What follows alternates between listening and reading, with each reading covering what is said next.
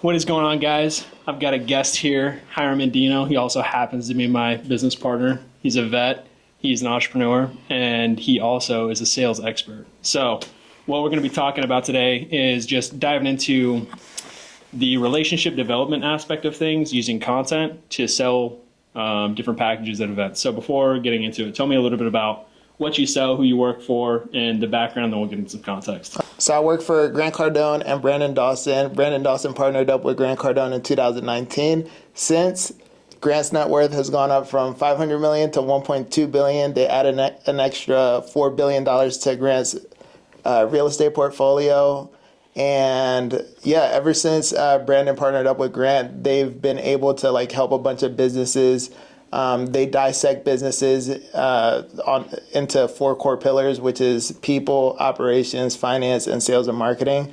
And then we help create the systems inside their business so they could scale. So they could be one of the 3% of the businesses that actually make it versus the 97% that don't make it. So for sure, that's what we do. Dope. And so tell me a little bit about Brandon Dawson, the dude driving the ship or steering the ship or whatever. He's a beast. Yeah, bro. So Brandon Dawson is a scaling and growth expert. He sold his last company, Audigy, for $151 million, 77 times EBITDA. And then in the last 5 years, he's built 2 companies to over $125 million, and we get to help businesses do the same thing. So, yeah, that's awesome. It's dope. So you guys are essentially taking the stuff, his learnings and insights from scaling and helping businesses grow, and just injecting that into businesses today, right? Yeah, exactly. So we spend a bunch of money every single year on getting the right data that we not only implement into our business, but we also help inject those same systems into other businesses, the people that partner with us, the companies that come in, they're at 1 million, they want to get to 5 million. They've never been to 5 million before. We just give them the strategy to get there. Or someone that's at 15 million trying to get to 125 million, we just provide the roadmap to get there. Gotcha. So yeah, bro, it's exciting. It's me and you have the pod lab. We've gone through some challenges, and I feel like it all falls back into having the right people. Our finances weren't tightened up. Our operations, we're starting to get there, but we never quite finished all the different processes, and I feel like that's what we're working on right now. Absolutely. And bro, so tell me and we're going to get a little bit out of the scope of the just because we're right here. But I want you to tell me about some of the stuff that you've learned since, being with the company in, 2 or 3 months? Yeah. So I'm sure you've had some crazy insights and realized a whole lot of fuck-ups from the beginning that you did, starting with business. So tell me a little bit about some of the insights that you've gathered just from being around Brandon Dawson and the team and teaching people about this stuff, but also learning. You basically are a client of theirs as a salesperson. Yeah, absolutely. Right? So tell me a little about some of the insights that you've gathered. So first things first, I think people in business, they use their imagination for what they think should be in place, right? Something as simple as you're going to go get funding at a bank, right? You're less than $1 million in revenue, but you're calling yourself a CEO. Your grandma is your CFO. Your best friend is your COO. You have a chief technology officer that used to babysit you when you were fucking 3 years old. So companies don't have CEOs under $45 million. You know what I'm saying? That's when the responsibility of a CEO really starts, is by integrating all the different systems, the new technology. The role of a CEO is to optimize a big company and create the systems to get ready for it to go to market, right? That's what a platform company is. Gotcha. So yeah, bro, it's been life-changing because come to find out, I didn't know shit about business until I actually started working for Brandon Dawson, and just listening to the stories of the people that have been impacted by applying the information has been game-changing. So 100%. Yeah. Dude, and the other dope thing that is, one of the coolest things is the compounded learning that he's been able to stack. He's watched a shit ton of companies go through different processes Yeah. and break points and stuff. So he's seen it all, bro. Yeah. And you get to learn from someone that's seen all that shit. Yeah. You know what I mean? And So, you could tell just like he speaks with confidence because you could tell that he's been through like all these different breakpoints. He's seen companies go through these breakpoints. It's not like you don't have to run your company on trial and error anymore. You know what I'm saying? Like this is a blueprint. Yeah, this is a blueprint. It's plug and play. You got a model, mimic, master, and then you multiply. And we have the systems to help your company like achieve massive success. Absolutely. And last thing I want to hit on is, bro, you were talking, so we talked about the transition from car sales into this. You could have gone back to car sales, but tell me a little bit about like, you get to sell something that you know is actually going to impact someone's life, and not just their life, but their families and their families' and their employees' families' lives, bro. You get to help a shit ton of people by getting someone to pull the trigger on like one thing, right? Yeah. Bro, it's high stakes. It's like, I feel obligated to like give these clients like my very best. You know what I'm saying? Like I want to make sure that they're successful. Like I know that if they spend the money with us, that they'll get it back tenfold. So it's like when I'm having a conversation with these people, like a lot of business owners, they're really good at whatever trait that they're a part of. You know what I'm saying? Yeah. If they're in the plumbing industry, hey, that just means that you grew up in the space, you right out of high school, you joined plumbing, you saw that you wanted more, that you could do something better. You saw that there was a cap on your potential wherever you were, you left and you started a plumbing company, right? Yeah. But you didn't exactly study how to run an efficient business. Yeah. And that's where we come in. You focus on plumbing, we focus on the strategy in your business, and together we could scale you to the moon and create an exit strategy that actually makes sense. Like create a company that you're actually proud of, you know? For sure. No, absolutely.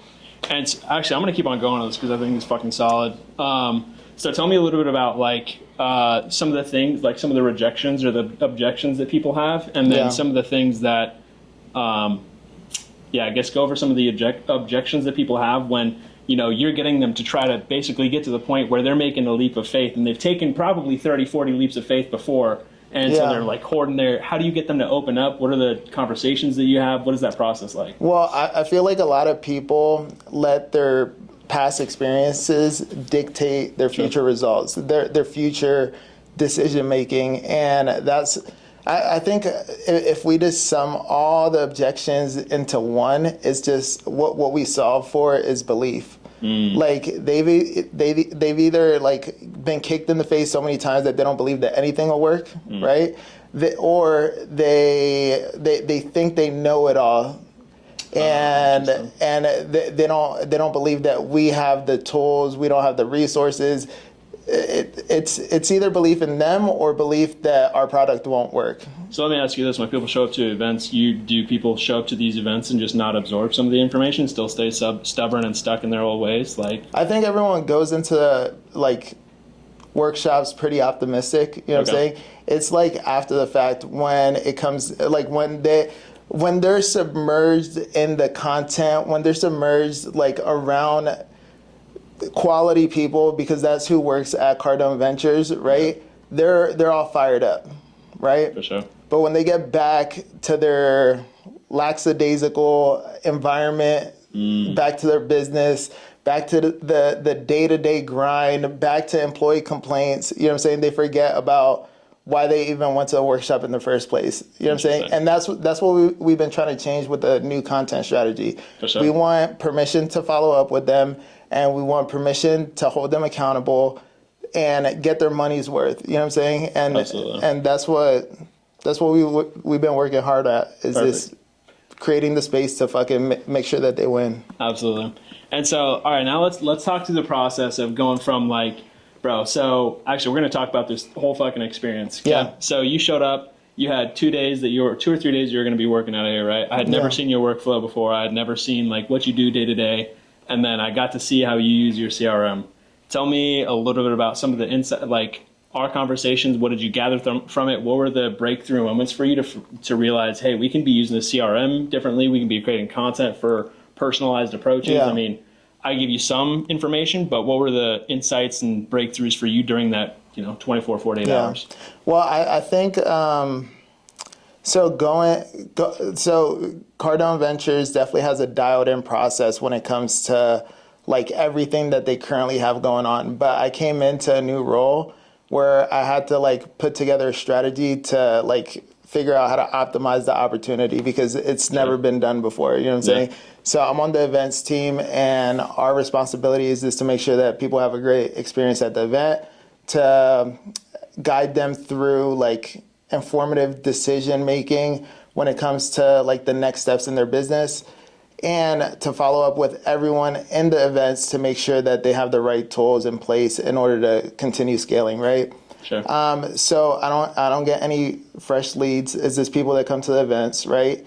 So what I want to do is I want to re-engage the clients that have been to one of our events, and then I want to get them back into the ecosystem because the problem hasn't been solved yet, and we have the responsibility to make sure that they've spent the money. They spent the money, like they've gone through these workshops, like they're trying, you know what I'm saying? Absolutely. But maybe a different approach is what they need, and that's what I hope that I bring to the table. Would you say it's a more personalized approach? Absolutely. Focused? Yeah. So, for sure. Cool. Okay, so getting into the strategy and the tactics. Okay, so at the end of this, we're going to talk about basically the experience that he had, transforming the CRM into, and he even had to hit up. Who did you have to hit up to be able to access some of the data? Are you not allowed to? Well, yeah, we had to jump through some hoops, and but we made it happen, bro. For sure. Yeah. So we got access to some data, and that data was super important because of segmentation and personalization purposes. Well, actually, you didn't even really come to the office with you didn't want to put anything else on me. You didn't really want to because we already had shit on our plate. Yeah. So I started looking at your workflows. We started doing some research stuff, but I think the biggest breakthrough was when we realized that the previous touch point, right? So that could have been an event from a year ago, 2 years ago, whatever. They haven't been touched, right? Yeah. But we have historical data on what events they've come to. They could have come to 3 events. They could have come to operations. People, they're trying, and then they just fell off. Yeah. So your goal initially was to try to figure out how to re-engage those people in a personalized manner. Yeah, right? exactly.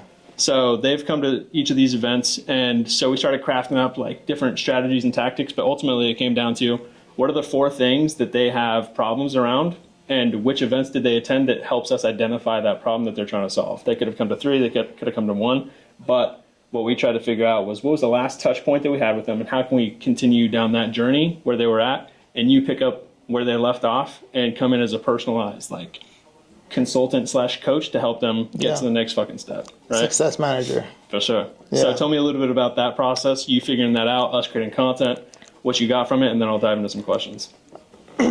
So, any interaction, even if especially if it's face-to-face, you have to meet the client where they're at, and then you got to walk them to where you want them to go, right? Sure. So same thing with with following up with these clients that have come to an event and haven't been touched for a while, right? Yeah. We got to re-engage. We got to meet them where they are. We got to let them know that we didn't forget about them. Hey, you went to the operations workshop. I just want to follow up with you to make sure that you're getting your money's worth and that you're applying the things that you learned at the workshop. Yeah. And then I offer resources, you know what I'm saying? Yeah. But yeah, that's we're coming from a place of help, and we just want to, move the needle forward. For sure. Cool. So we're working on that right now, but now we're going to get into you experiencing creating content and distributing content pre-event. Yeah. We call it pre-event content. Yeah. Okay. So we got the tactics in place to go and follow up, and there's a massive amount of people that we're going to go and follow up with. But let's dive into the experience that you had. Going through the process of creating content to load people up and get people familiar with your face, familiar with your presence. Just develop that relationship through content. Yeah. So I want to just make sure that everyone's on the same page. So what we've created is a sequence before the event, during the event, and after the event. So we have videos for 7 days before the event. Then we have another video 3 days before the event, and then another one day before the event, after day one, after day two. Recaps. 3 days later, recaps. We ask for permission to follow up and hold them accountable. So what I experienced this going into an event where the videos were sent out before, right? They weren't just like regular selfie videos like, oh, hey, I'm Hiram, this is my face. You know what I'm saying? Like, they were thoughtful videos that just reintroduced what they got themselves into. If they're going to the operations workshop, all right, cool. You're going to learn the systems, the metrics to run a sound operation in your business. If they come to the people's workshop, hey, you're going to learn how to align your current people to your mission, your vision, your core values, how to bring on A talent, how to keep them, how to onboard them. That's what you get at. So I just wanted to like remind them of what they got themselves into. And then throughout the sequence, it prepares them to have a great experience and to bring the things that they need in order to be successful at the workshop. For sure. Yeah. And then the cool part is, right, at a lot of these events, they're showing up, they're kind of confused, they don't really remember like what happened. And since I was the one delivering the information to them before they got to the event, like everyone was stopping me and I wasn't starting awkward conversations like, oh, hey, how's it going? Welcome to the event. Is it your first time with us? No, I've already had a conversation with them. They've already seen my face multiple times. They feel like they know me. The conversation's not weird anymore. Oh, hey, Hiram, you're the guy from the videos. 100%. Yep, that's me. You know what I'm saying? And then we get it. It just allows us to hop into like the meat and potatoes a lot faster. For sure. And get the information, which makes for a more efficient interaction, and it gets them what they need faster. You know what I'm saying? I feel like now if I don't send content before, I'm like doing them a disservice because I didn't arm them with the tools that they need to get the most out of the class. Well, bro, and you're doing yourself a disservice because I think that, and tell me if I'm wrong, but I feel like one of the biggest things that the videos did, it wasn't even actually about the videos or the information that you provided. It was about the frame of mind that they're coming into this with and the relationship that you already have, which is, I'm just here to help. I'm not here to sell you shit. I'm not here to, objection handle you or whatever. I'm here to I'm here to figure out, if you're here and then you're not progressing within the next 6 months, why is that? Is any of that on us, or is it you not doing your part? Right? Yeah. You're trying to make sure everything is off of our plate, Grant Cardone's plate, and saying this is nothing but your fault. We provided you the resources, we provided you all this, so you're here as the helper, right? Instead of the sales guy. How did that transform your experience and the interactions that you had in breaking down the walls of people not having? They come in with trust issues. They know that they're trying to be sold. You have a different frame now compared to all the other salespeople. Yeah. How's that? Man, it's great because I've already given value. It's the law of reciprocation, right? If you give someone something, they feel indebted to give you something back. I gave them good content. I gave them a good frame to come into the workshop with. Now they feel like they owe me a conversation. Sure. Yeah, one guy offered to bring you a smoothie. A smoothie, yeah. Because he shouted out a nice smoothie spot. One of the email clips was, "Hey, we want you to come energize and be at your best. Blah blah blah. There's a shake, there's blah, blah, blah." And he pointed that out, and then he said, what'd you say? Like, bring me some smoothie Hey, if you or something. Stop by One Stop Nutrition, make sure you get me a strawberry banana meal replacement. Yeah. Boom. And someone was like, I was going to bring you one, but no. some shit. Yeah, so it's been cool. It's just, bro, it's a game changer. It's like, I don't know why more people don't do it. And even some of these big companies, they don't have the same attention to detail. For sure. I mean, you're the first person to do this from what I understand, right? And they're not even like prepping. And this isn't to shit on them. You've just got so much fucking stuff going that this is one of their smallest problems that they're not focused on. So you're just helping fill in one of the I'm sure plenty of gaps that they have, but they've dialed in what really, really, really matters, and they're making money moves. But this is one of their small gaps, and you've helped fill it. Yeah, that's it. And I want to help do that for the entire company and for the clients that come in and they want to automate their sales process and create better interactions with their clients when they're actually face to face. For sure.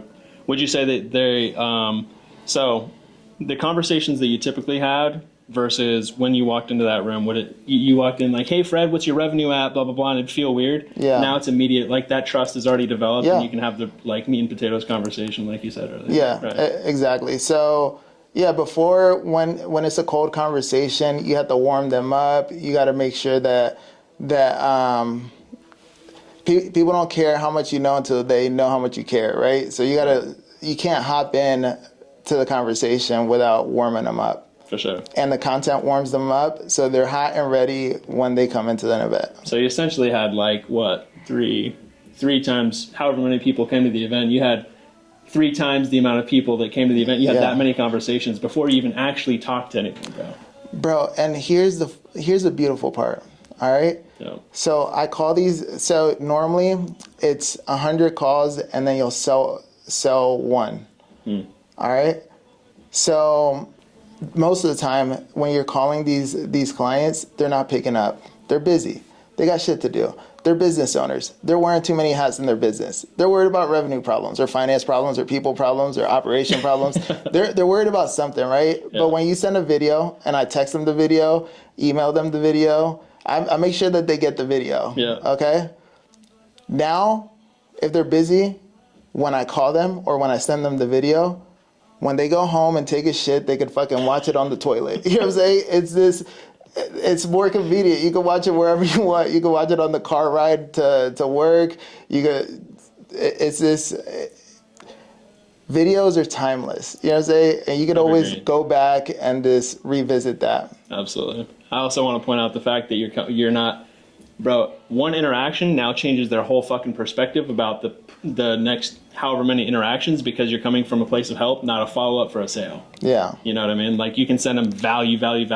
Now they're looking forward to emails. They're looking forward to text messages. They're looking forward to an interaction with you because you know they know that you're coming from a place of authenticity, of help, of just straight value. Like they want to suck more out of you. Yeah. You know what I mean? For sure. And here's the cool part. All right. So I follow up with everyone that goes to the event. Yep. Okay. So normally when they leave the event, they don't pick up their phone. Right. But now and I think this is for everyone, just me sending out the video, just pre-framing everything, checking in on them, like just showing them that I care. Yep. Like you said, right? Hey, they're picking up the phone. I'm helping them out with the problem. I'm suggesting another product. Like, it makes it easy. So have you already had, do you have numbers, and this is something I'm not even aware of, do you have numbers on calls made previously, calls picked up versus calls Bro, I not even like track numbers, but before I used to call a whole list and maybe one person picked up. Now, every other person is picking up the phone. Every other person is just picking up the phone, having a conversation. It's not weird anymore. It's part of the process. You know what I'm saying? And then now I'm the guy on the video, so it just makes it that much better. So you basically 50x'd your output. Yeah. Through content. Yeah. That's crazy. All right. So some of these might be a little bit redundant, but we're going to ask them anyways. So actually, are there any other thoughts that you'd like to get out aside from what we've discussed so far? 2025, we coming. Cardone Ventures, we about to make some noise. That's right, baby. So tell me this. Tell me a little bit about your experience using the CRM, and tell me a little bit about how you've shifted that just from being able to look at it from a data point of view. Like before, bro, you were handed a list and you were told to just fucking call these people. You didn't even know where they were sourced from. You didn't know why this list, whatever. It was just call these fuckers, right? Yeah. So that compared to now using the CRM, you have 860,000 contacts in there. Now you're looking at it as like, what characteristics or attributes or data points do I have on this person to now personalize the next interaction? How has that changed your outlook? Is this made it so much more efficient, and it's increased my belief lid? And it's changed the game, because like before, call these people. What the fuck does that even mean? You know what I'm saying? Call them and say what? Hello? Merry fucking Christmas? It's like if you, where there's confusion, there's failure, right? Brandon Dawson says that all the time. And it's so true because just by having different things to look at and pairing them based on like previous events that they've attended, like it just allows me to deliver the message a lot smoother and repeatedly to the other clients that have been in the same situation or to the same event. 100%. And now you're basically, you get to what we're doing right now is we're stacking up assets that now you have just a giant stack of just of okay, they just attended an operational event. Let's see if I can pinpoint, do they have notes on which problems they have from the previous experience? Okay, cool. Let me send them this resource with like 2 or 3 videos. Boom, personalized experience. You don't even have to touch or make any other videos. You already have a giant stack, bro. Yeah. So how does it feel getting loaded up with content that you can make it seem, every interaction seem personalized? Bro, so I wanted to come back for Christmas. I took a week off, right? And what I wanted to do is create a bunch of assets to make reaching out to these clients a lot easier and more impactful. And that's what we've done. So video formats, different emails, different text threads. Like now we have the tools to actually like provide them with value and move them down the ladder, right? Like the name of the game is keep the drive alive. Like what piece of content can you send them to keep the drive alive? To keep belief like in their hearts for one more day. You know what I'm saying? To give them a strategy that's going to push the needle forward just enough to keep them going. You know what I'm saying? Yep. And then once they build up some steam because the content that we are providing is valuable, once they get some revenue in, hey, they remember that, they come in, they get plugged into the system, and then now we go from solving a specific problem in their business to creating the strategy in the 10X 360 to building out an entire 10-year business plan based on data, based on the exact moves that you had to take in order to 10X your business. So you can essentially help. So it sounds like, and correct me if I'm wrong, but it sounds like a lot of these business owners, like, yeah, they'll come to the workshop, but there's like a couple core problems that they just can't seem to fucking solve. And now you're here with a hand outstretched to help them walk through those 3 or 4 dominoes that need to be locked over to get them to say, I can take a breath from that. Let me expand my thinking, because a lot of them are probably just focused on those 3 or 4. You're trying to sell them on this giant package, 10-year plan. They're just focused on these 3 or 4 problems. And now you're creating a way for you to have an interaction with them to solve those 3 or 4 problems, push them over the edge, and now be able to bring them to your perspective and how you're viewing their business. Say, okay, now let's solve the real problems. Yeah, and that's just it. Like these business owners, they come in. Imagine this: you're running a business, you have all this work to do. Susie, the receptionist, is complaining about not having another receptionist. So now you think that you have a people problem, but the problem, like you don't really know what type of problem that you really have until you dissect your business and look at the granular details within it and figure out a plan to plug those gaps, right? Yeah. Business owners, they go to a workshop that they feel like they need, that they feel like is going to solve all their problems. If they just had another receptionist, if they just had another project management system, if they just had clean books or sales and marketing strategy. Problem thing? Yeah, it's never a one problem thing. No, they think that. But they always, they feel like they're just going there to brush up when they don't know fucking shit, or they're going there to solve a little problem in their business and it's going to change it forever. A 2-day workshop is going to change the trajectory of their business forever, and they're going to double, triple, quadruple, 10x their business. It doesn't work like that. We provide the information. We give you the resources for you to go back and implement these things into your business so you can solve that problem. But if you don't look deeper, like your business is going to collapse if you don't have a strong foundation with fortified core pillars across operations, finance, sales and marketing, and people. But tell me a little bit about how.